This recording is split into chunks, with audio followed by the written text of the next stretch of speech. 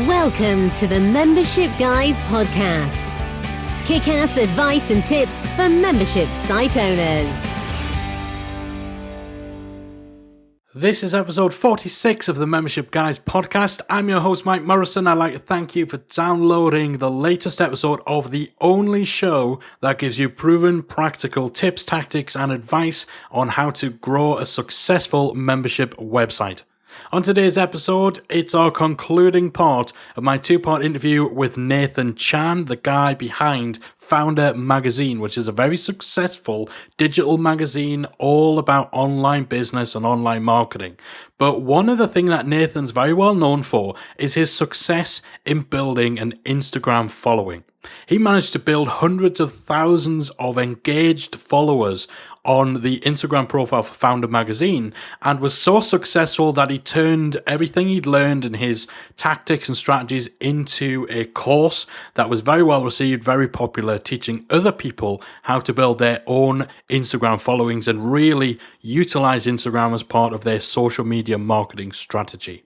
So my original conversation with Nathan, which if you listen to the first part you'll recall was all originally supposed to be about Instagram, we actually ended up spending the first hour just talking about Founder, talking about his background, his story and how he got that off the ground, talking about how he managed to secure a really exclusive interview with Richard Branson, and then also having a bit of a chat about his strategy for developing that brand, launching his own membership site, selling courses and so on. If you haven't heard that first part, then I definitely recommend checking that out. That was episode 43, so go back and download that for the first part of our conversation. But now we're going to resume where we left off. So our conversation picks back up as the subject turned towards Instagram, how Nathan was able to build such a huge following in a short space of time, and the strategies he uses to really engage with people and to really leverage that follower base as part of his funnel. So we're going to jump right now back into my conversation with Nathan Chan. Okay, so let's talk a bit about Instagram. You've mentioned the Instagram course and the fact that you built up a huge following on there. I think it's nearly 700,000 followers. Yeah, close to, man. Yeah, it's one of those platforms I think often gets overlooked in favor of Facebook or Twitter, and it kind of seems to have came at that odd time where everyone's excited about Facebook and Twitter, and then now you have, the Snapchats, the Periscopes, and so the live streaming video, and Instagram kind of seemed to get skipped over in the jump from Facebook and Twitter and the older, more traditional platforms to all these newfangled stuff that's going out now. Do you think people are missing a big opportunity by skipping Instagram, or perhaps not spending as much time marketing on there? Yeah, it's funny you say that, because I think what a lot of people do is they immediately discount Instagram because it's just photos. Yeah. And they think, and this, I even did it myself, dude. We've only been on Instagram for about 16, 17 months. And people are just like, oh, well, it's just photos. Like, how can you use it to drive traffic? How can you use it to drive new business? And I think it is only now people really want to start to get on the train, dude. Like, I think people are starting to realize, people are starting to hear, but then you get a lot of skeptics now as well because of this new algorithm thing. It's just like, dude, even this new algorithm thing, I'm not even concerned. And we could talk about why, but it's totally up to you. But I think it is definitely a gold mine, and purely because of the engagement. Like, with or without this algorithm change, the engagement is incredible, dude. Like, it's 50 times higher than Facebook or Twitter. And so if you post something, you're way more likely to get someone to see it. And what's really cool is, how people say, it's crap that you can't do links. Well, there is only one clickable link and that's in your profile. So that allows you to actually focus on like siphoning all your attention and getting as many of your followers and as many people, engaging with your content to click on the link in your bio. And that's all you have to worry about. So that's all we focus our attention on. And, you can drive ridiculous amounts of traffic. So we've built up our account from 0 to 700,000 followers. We started in November 2014. And from Instagram, we've generated in that period over 100,000 email subscribers. Wow. And, we're just getting warmed up, dude. Like, we can generate, depending how hard we push, anywhere between 10,000 to 30,000 leads a month just off Instagram. And these are buyers. That's insane. And that's from a follower base of 600,000 to 700,000. So that's a big proportion of your followers. Yeah, man. Like, this is the thing, right? Like, so I think the thing that people misunderstand with Instagram is like, oh, it's just about like health and fitness, or like, oh, it's just about like half naked chicks to get heaps of followers and all that stuff. But what people need to understand is there are so many different random niches, and I just want to smash anybody's thought that Instagram wouldn't work for them. Okay, I'll tell you a few different niches that would surprise you. That you can do some amazing things. So if you're a local based business, one of our students called Rami, he runs a teeth whitening studio here in Melbourne, and he's used Instagram to book himself solid, so much to the point that he's had to open up a second clinic, only running the studio for 4 to 5 months. And what he does is he works with, local influencers. So, in the UK, you guys are really big on soccer. In Australia, we're really big on Australian rules football, AFL. Yeah. And so, like, all these famous footballers here in Australia have these wives, and he gets all these wives to come in for a teeth whitening, like a free teeth whitening, and they all have these big followers, and they post about their experience, and then he gets 50 people book in a session overnight, and it's like a $300, $400 sale. Wow. Like, it's crazy, dude. So, how can you showcase someone's teeth on a platform like Instagram and generate a ridiculous amount of leads and traffic and sales? So that's just one example of a local-based business. So siphoning your attention just on Melbourne, which is a small geographical location when you think about, how many, like, hundreds of millions of users there are on Instagram and where they're all based. So he's tapping into a really niche market. Another example is we've got a student who does he has a cooking book about barbecuing, and he has a certain way to do barbecuing, and like I think he's from Texas, so he's really into his barbecuing, and he's generated like 30,000 followers. And he said if it wasn't for his Instagram page, he wouldn't have been able to sell like tens of thousands of dollars of his books that he launched, like his recipe books. So it's just insane. Like, I could keep going, man, if you want, but pretty much it is amazing all the different niches that you can utilize Instagram for. It's not just, health and wellness and fitness and stuff like that. That is powerful, don't get me wrong, but there are many other niches that you can use Instagram to garner attention and generate ridiculous amounts of traffic. I think the thing for me has always been, you mentioned like health and fitness and wellness and stuff, where presumably it's photos of insanely fit, attractive people, or, what meal somebody's cooking up or something. But for businesses like mine, for example, where it's not really that much a visual medium, and if you're a solicitor or if you're an accountant, there's only so many angles you can take a photograph of a calculator.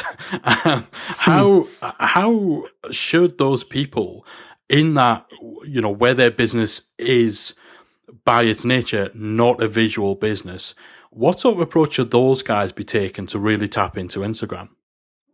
Yeah, that's a really great question, Mike. And I think what it comes down to is this.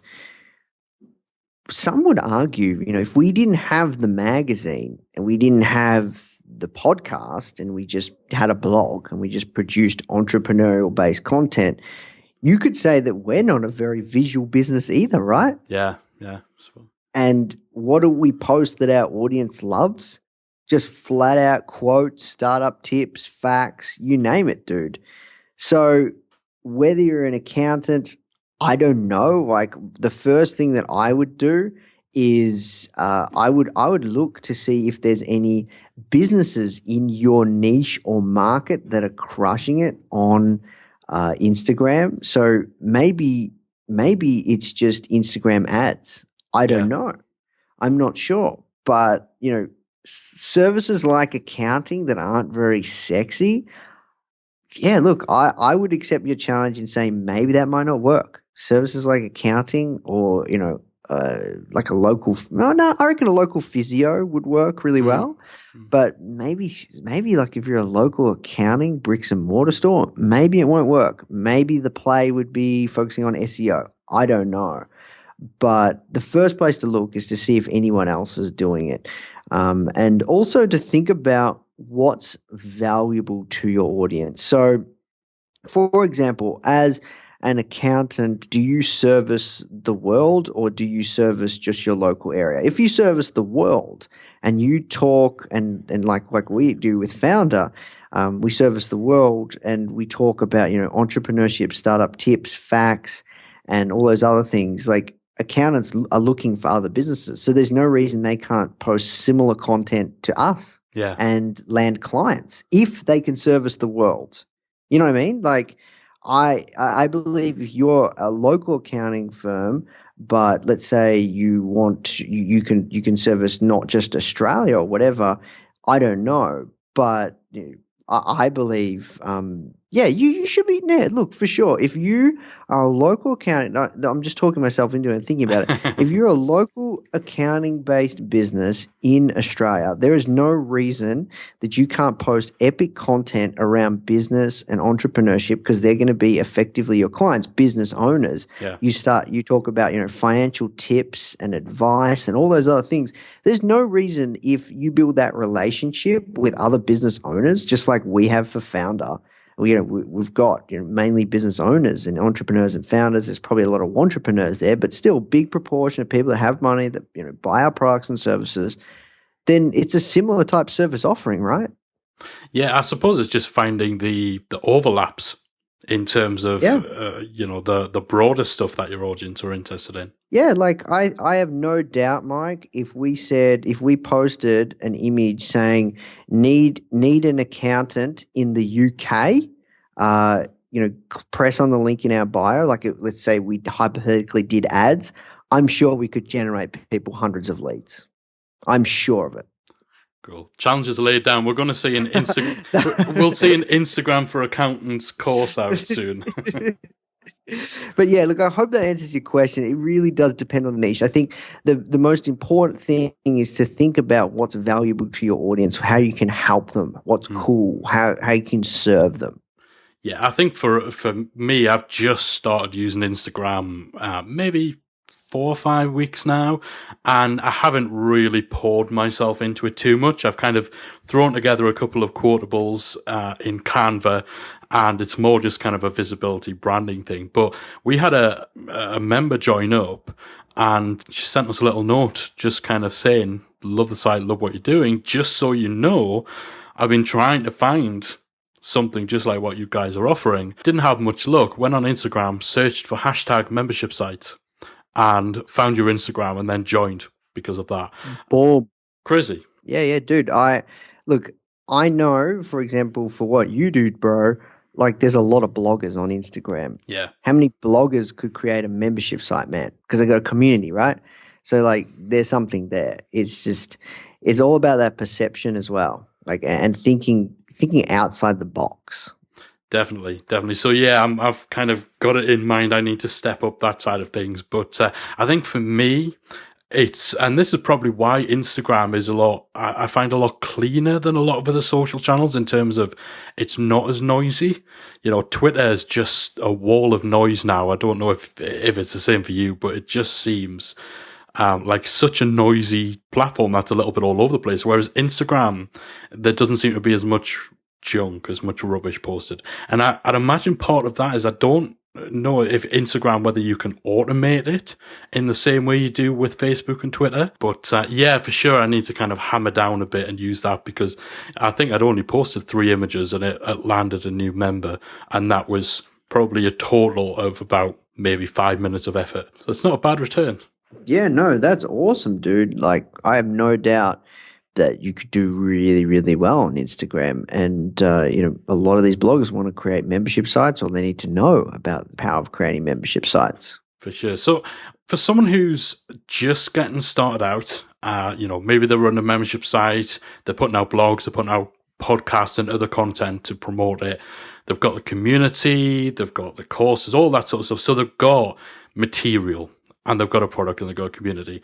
If they're starting from scratch on Instagram, where should they be starting in terms of trying to build their following? Is there a particular course of action that's better for content creators versus, people where they're just taking shots of, their perfectly toned bodies or their meticulously cooked meals? Is it different for content creators, or, is there a common kind of starting point for everyone? It really depends on the kind of audience that you serve. I think the first thing you want to do is you want to look at finding the who's who in the zoo.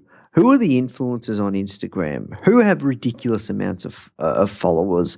Who are just absolutely crushing it? And then you want to look at what kind of content are they posting? What's the average amount of engagement in terms of likes and comments their account usually gets? What are the outlier images that get ridiculous amounts of likes and comments as opposed versus their average engagement? And you want to study those accounts and work out, why those certain images are getting ridiculous amounts of engagement as opposed to their others.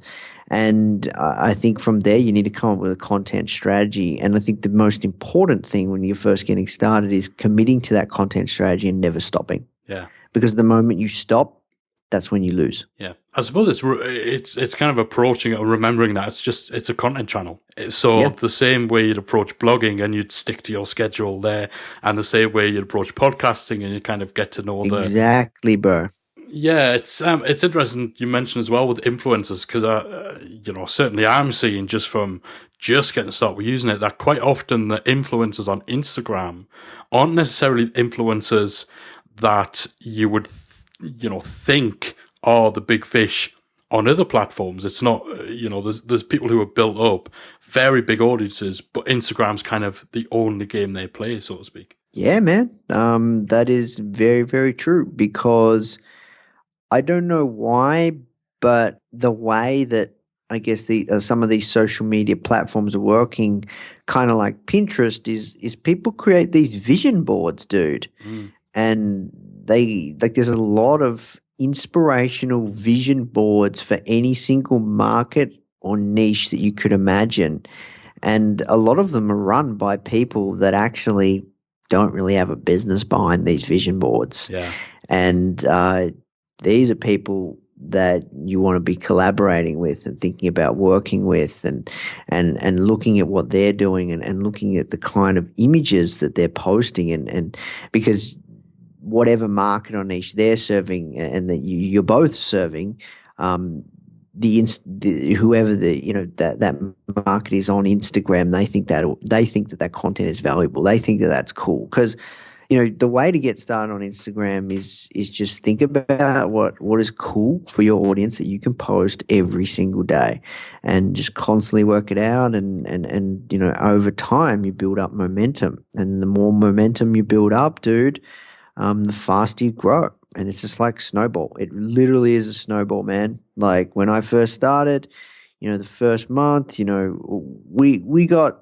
I was a little lucky in the sense that I had friends that were crushing it on Instagram already, but in different niches. Those friends told me that Instagram wouldn't work for the founder niche. Like no entrepreneurs spend time on Instagram type thing. It's best in the health and well-being niche. And I did a couple of posts and I saw our Google Analytics spike and sales for the magazine spike from a couple of posts. And that just took me down this path being like, okay, I'm onto something here.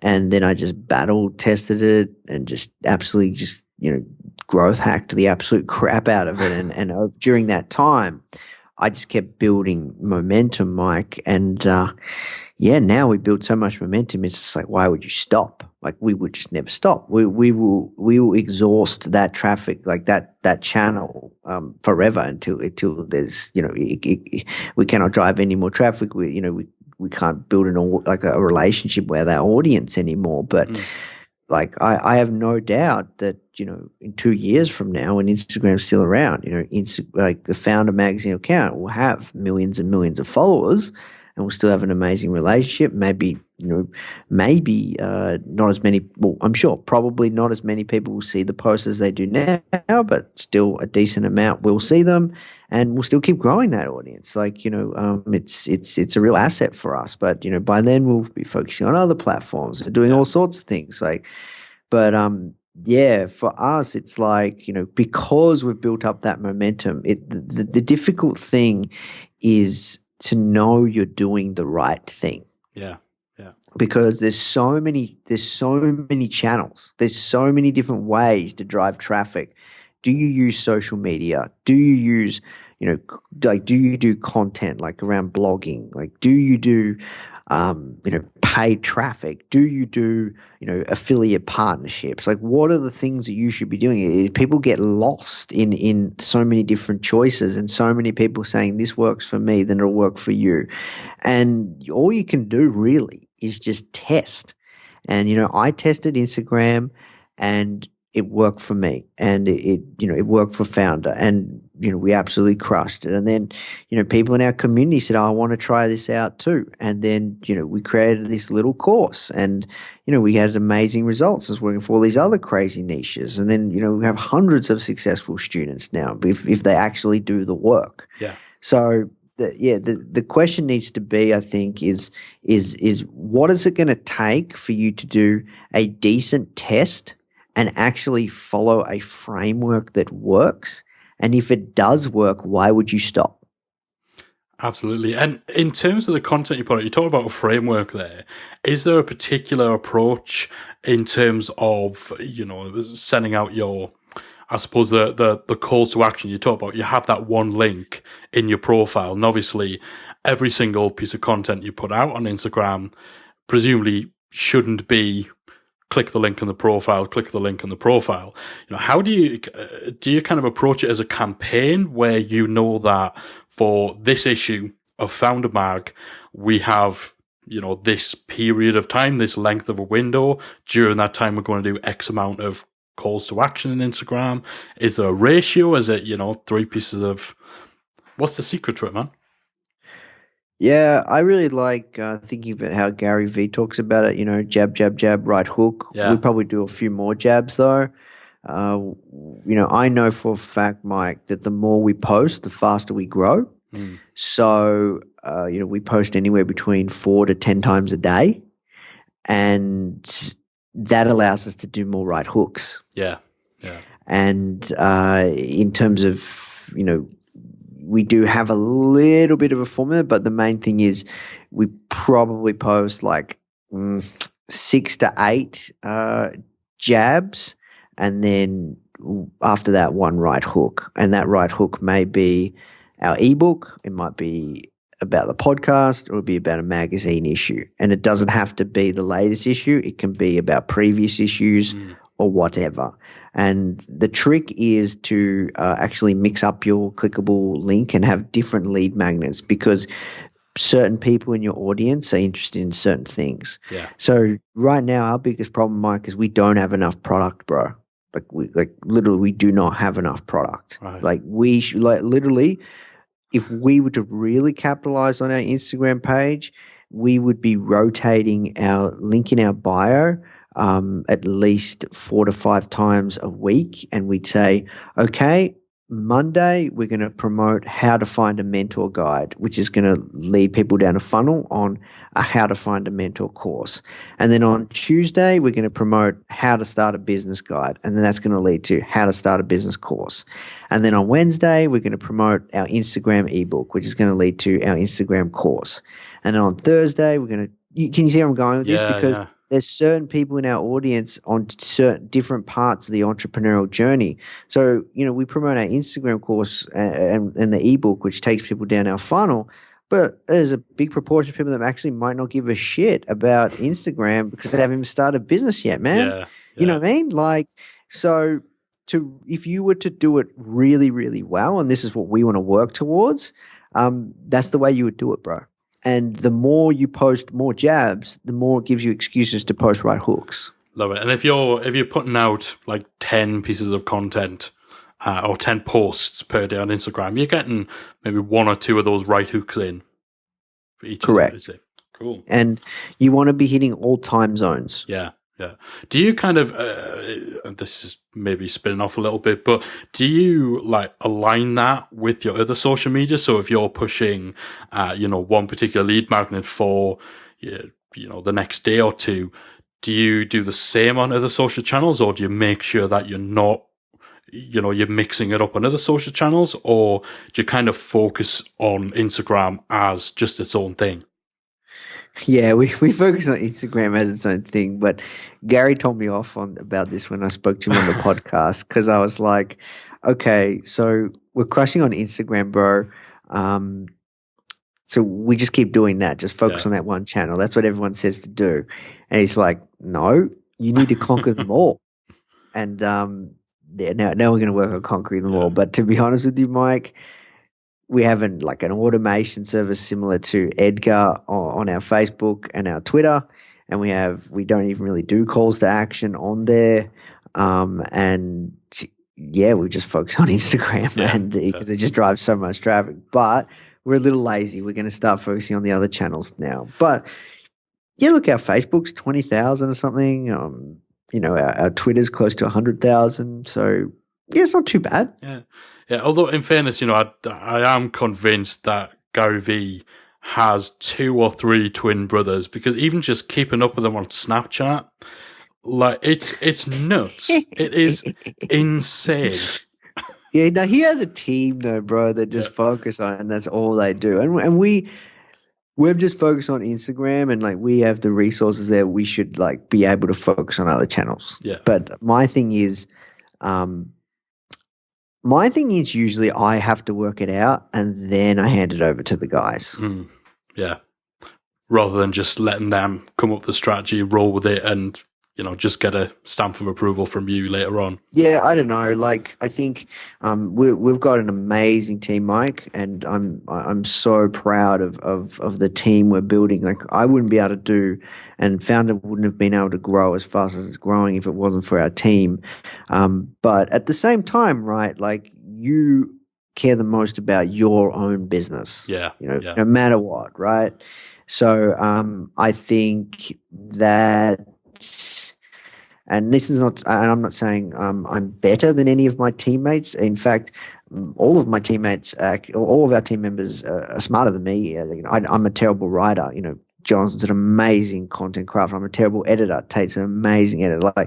These guys are better than me at so many other things. But in terms of the marketing piece, I'm probably like the marketing person out of the team. So that's why I think it's best in terms of this marketing stuff that I kind of work it out, and then I hand over to one of the guys. Yeah, for sure. I'm terrible for that. I'm a bit of a control freak. So I think I'm exactly the same. Yeah. You know what, Mike? I have to be honest, I'm not a control freak. I actually give the guys so much, autonomy. But when it comes to the marketing stuff, we all have our strengths. And in the founder team, my strength is strategy and marketing. That's my strength. I'm definitely not good at content in terms of writing or anything of the sort. The other guys can handle that stuff. And same with sales. I'm not the best sales guy. The other guys can handle that stuff. All these other areas like design, you name it. I'm not strong there. Or community management, I'm not strong there. But my strength is the marketing piece and strategy. Awesome. So you mentioned it a little bit earlier on, the algorithm change, which has, I haven't even touched Instagram for the last 2 or 3 days because I went in on the day of the algorithm change. Everybody had some form of an image with an arrow pointing up to the notifications button. Everybody was begging for notifications to be turned on. So I haven't even touched it. I'm just going to wait until things kind of settle down and get a little bit post-apocalyptic. What are your thoughts on the algorithm change? Is it a good thing? Is it a bad thing? Are you needing to change how you adapt to Instagram, or is the secret just kind of carrying on putting out good stuff? Nothing has changed around. You always got to put out good stuff. That's what we're always about. Always since day one. It's all about putting out good stuff, regardless. And if you put out good stuff, it's not really going to hurt you that much. And this is the key takeaway I want people to have. And I'm stealing this from Gary Vee. He wrote an in-depth blog post on this saying everyone's an idiot, and I'm stealing this from Gary Vee because I think it's so true. So when we know that Facebook own Instagram, right? No lies there. We know that Facebook is now a pay-to-play platform, and I love Facebook. We spend a lot of money on paid acquisition with Facebook. We get free traffic. We get our free traffic from Instagram, we don't pay a cent for, but we still want more traffic, so we pay Facebook. For sure, and it's targeted traffic. So no problems there. But we know that Facebook did pretty much butcher business pages. So if you have a business page or any sort of Facebook page, that the engagement is just terrible. No one sees your stuff. Yeah. All right. And there is a concern that that's going to happen with Instagram. And yeah, look, no doubt about it, over time the reach will change because they want to make money and they want to feed more ads in there, and et cetera, et cetera, et cetera. However, there is one big takeaway here. Instagram cannot diagnose or recognize the difference between right now. I don't know if this will change because it's their platform. But right now, Instagram cannot tell the difference between a personal page and a business page. So what that means is, Mike, they're not going to butcher their platform so hard that if you're your regular Joe that likes taking photos when he goes traveling and shares it with his friends, no one sees it. Because then 99% of Instagram users are gone, and then the 1% of marketers are they're going to be going anyways, right? Yeah. So that's what people need to take away. Also, apparently,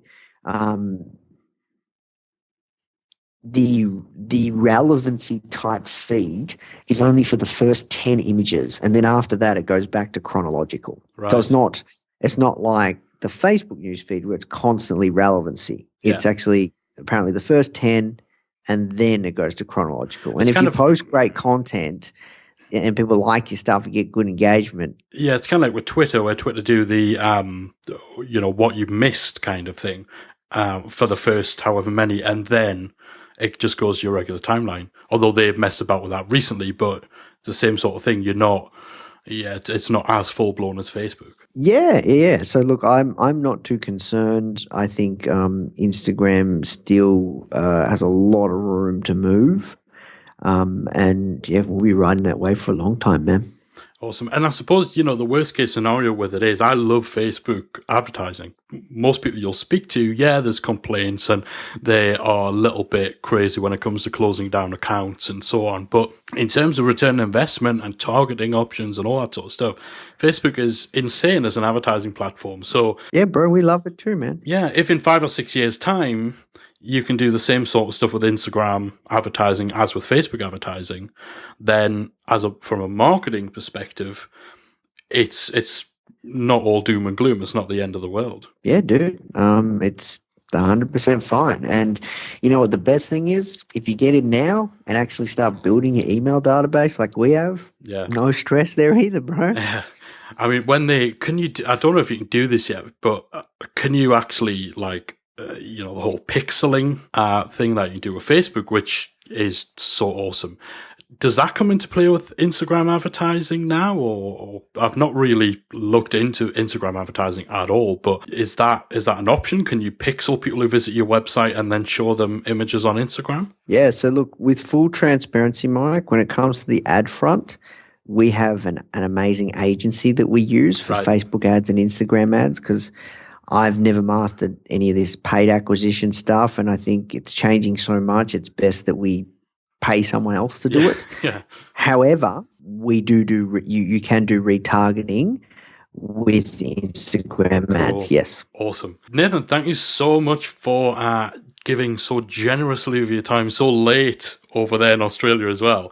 Just to kind of finish up with, going back to Founder, who's the one big fish you're still hoping to land? Do you have, that white whale that you are really just, that's our next Branson? Or was Branson it? Was Branson kind of your, we got him, everything else is gravy? Oh man, got to be Elon Musk, bro. That would be awesome. He's a boss, dude. That would be good. I look forward to that issue. Yeah, one day, man. We'll see how we go, one step at a time, eh? Yeah, well, when he's finished, traveling to Taking over the Mars world. and crazy. Nathan, again, thanks so much for joining me on the show today. Really enjoyed it, learned a lot, both about what's going on with Founder and how you've got that to where it's at, as well as Instagram too. Before we go, let us know where we can find out more about you, where we can connect you on social, anything else you want to pimp and promote. Take it away, man. Yeah, sure thing, bro. Thank you so much for having me, Mike. It's been an awesome conversation, dude. I'm absolutely honored to be here. So, if people want to know more about Instagram, you can go to foundermag.com/free. If people want to download the free Richard Branson issue on a PDF, and go to foundermag.com/Branson, or you can just go to foundermag.com, and that's founder without an E. Awesome. Nathan, thanks again for coming on the show. It's been a blast, man. Thank you, bro. Thanks again to Nathan for joining me on the show and for giving up quite a bit of his time. We spent nearly 2 hours chatting about all things Founder and then obviously about Instagram. So I really enjoyed talking to him. He's a really nice guy. He's doing a lot of awesome stuff with the Founder brand. And hopefully you guys have been able to learn something about how you could be using Instagram for your own strategy to build your brand, build your following, and obviously generate leads and sales too.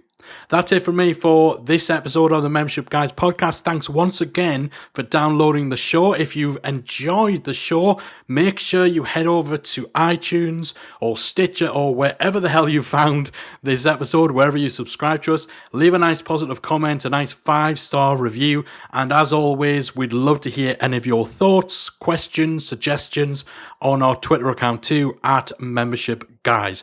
I'll be back again very soon with another episode of the Membership Guys podcast.